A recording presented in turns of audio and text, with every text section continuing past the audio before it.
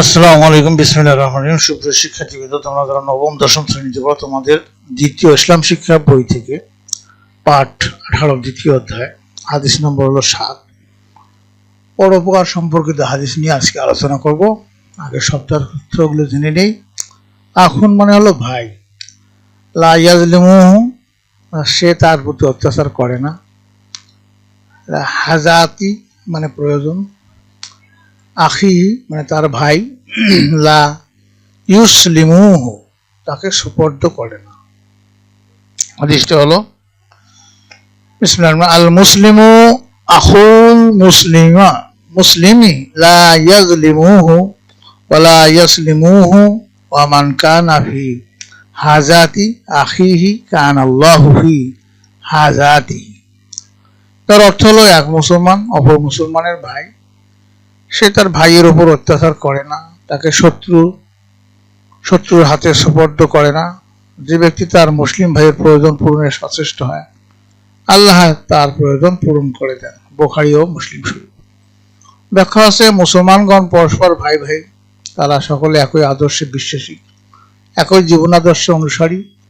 ফলে পৃথিবীর যে স্থানেই কোনো মুসলমান থাকুক না কেন, সকলে ইসলামী ভ্রাতৃত্বের বন্ধনে আবদ্ধ। এতে দেশ কাল জাতি বর্ণ ইত্যাদি কোনো ভেদাভেদ নেই। ধনী গরিব সাদা কালো আরব অনারব সকল মুসলমানই পরস্পর ভাই ভাই। সুতরাং এক মুসলমানকে অন্য মুসলমানের প্রতি বেশ কিছু দায়িত্ব কর্তব্য পালন করতে হয়। যেমন কোনো মুসলমান ভাইয়ের প্রতি কোনরূপ অন্যায় আচরণ করা যাবে না ও জুলুম নির্যাতন করা যাবে না, বরং সর্বাবস্থায় তার সাহায্যে এগিয়ে আসতে হবে। তার জানমাল ইজ্জত সম্মান রক্ষা করতে হবে। শত্রুর মোকাবিলায় তাকে সাহায্য করতে হবে। তার শত্রুকে সাহায্য করা যাবে না। ছোট বড় যে কোনো প্রয়োজনে অপর মুসলমান ভাইকে সাধ্যমতো সাহায্য করতে হবে। সামর্থ্য থাকলে ধন সম্পদ ব্যয় করে তার সাহায্যে এগিয়ে আসতে হবে। অন্যথায় বুদ্ধি পরামর্শ ও সৎ উপদেশের মাধ্যমে সাহায্য করতে হবে। এমনকি প্রয়োজনে দৈহিক পরিশ্রমের মাধ্যমেও তাকে সাহায্য করতে হবে। বস্তুত নিজের সামর্থ্য অনুযায়ী আন্তরিকভাবে অপর মুসলমান ভাইয়ের বিপদে এগিয়ে আসতে হবে। এতে আল্লাহ তাআলা সন্তুষ্ট হন। তিনি স্বয়ং সাহায্যকারীকে সাহায্য করেন, তার সকল প্রয়োজন পূরণ করে দেন। এই হাদিসের শিক্ষা হলো যে মুসলমান পরস্পর ভাই ভাই, তারা পরস্পর অন্যায় অত্যাচার করবে না, শত্রুর মোকাবেলায় সকলে একত্রে এগিয়ে আসবে, বিপদে আপদে পরস্পরকে সাহায্য সহযোগিতা করবে। সাহায্যকারী মুসলিম আল্লাহ তাআলার নিকট প্রিয়, আল্লাহ তাআলা তার প্রয়োজন পূরণ করে দেন। প্রিয় শিক্ষার্থীবৃন্দ, তোমাদের কাজ হলো তোমরা পরোপকার বিষয়ক হাদিসটি অনুবাদ ও শিক্ষা লিখে শ্রেণীকক্ষে শিক্ষককে দেখাবে। পরবর্তী ক্লাসে আমরা পাঠ 19 হাদিস 8 ব্যবসায়ের সততা সম্পর্কিত হাদিস নিয়ে আলোচনা করব। এখন আমরা 18 নম্বর হাদিসে কি কি প্রশ্ন হতে পারে এই নিয়ে আমরা আলোচনা করব। প্রিয় শিক্ষার্থীবৃন্দ, এতক্ষণ ধরে আলোচনা করেছি নবম দশম শ্রেণী ইসলাম শিক্ষা বইয়ের দ্বিতীয় অধ্যায়ের 18 হাদিস। 7 অধ্যায়ের অধ্যায় হলো 18, হাদিস হলো 7। পরোপকার সম্পর্কিত হাদিস থেকে পরীক্ষায় আসার মতো সম্ভাব্য গুরুত্বপূর্ণ প্রশ্ন উত্তর নিচে দেওয়া হলো।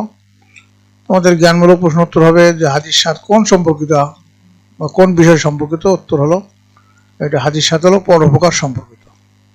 আল মুসলিমু আখুল মুসলিম এর অর্থ হলো এক মুসলমান অপর মুসলমানের ভাই। হাজার শব্দের অর্থ কি? হাজার শব্দের অর্থ হলো প্রয়োজন। লা ইউসলিমু শব্দের অর্থ কি? এর অর্থ হলো তাকে সুপর্দ করো না বা শত্রুর হাতে ছেড়ে দিও না।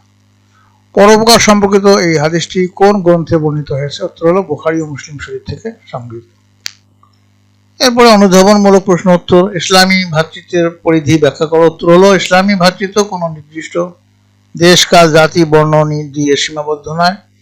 পৃথিবীর যে কোনো প্রান্তে বসবাসকারী সকল মুসলমানই একই আদর্শে বিশ্বাসী এবং একই আদর্শে বা একই জীবন আদর্শ অনুসারী হওয়ার কারণে পরস্পরের ভাই ভাই, ধনী গরিব সাদা কালো আরব অনারব সকল মুসলমানই এই ভ্রাতৃত্বের বন্ধনে আবদ্ধ। এরপরের প্রশ্ন, এক মুসলমানের প্রতি অপর মুসলমানের প্রধান দায়িত্বগুলো কি কি?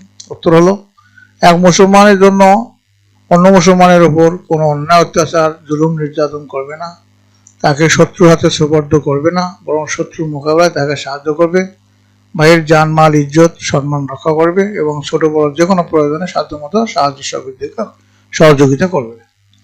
এরপরে প্রশ্ন, সম্পদ বা আর্থিক সামর্থ্য না থাকলে কিভাবে পরোপকার করা যায়? উত্তর হলো, পরোপকার করার জন্য সবসময় প্রচুর অর্থ বা সম্পদের প্রয়োজন হয় না। আর্থিক সামর্থ্য না থাকলেও সৎ উপদেশ দেওয়া, ভালো বুদ্ধি পরামর্শ প্রদান করা কিংবা নিজের শারীরিক ও দৈহিক পরিশ্রমের মাধ্যমে অপর মুসলমান ভাইকে সাহায্য করা যায়, যা হাদিস অনুযায়ী পরোপকারের অন্তর্ভুক্ত।